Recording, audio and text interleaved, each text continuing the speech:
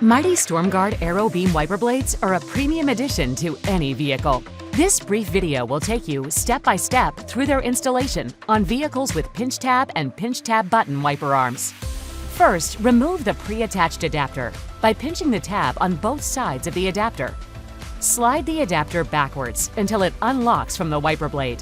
Lift off to remove and discard the adapter. Next, locate the base adapter and align the arrow on the adapter with the arrow on the wiper blade. Position the base adapter at an angle and push forward. The base adapter is installed properly when the second arrow on the adapter is aligned with the locked symbol. Snap the 3D adapter on the base adapter. With the wiper arm in the upright position, slide the adapter onto the wiper arm end until it locks in place. But just to be certain you've installed the blade properly, give it a firm tug to make sure it's securely attached. Lastly, if there is a protective cover over the rubber, slide it off the wiper blade and that's it. You're done. Simply repeat these steps for the second blade and you're all set.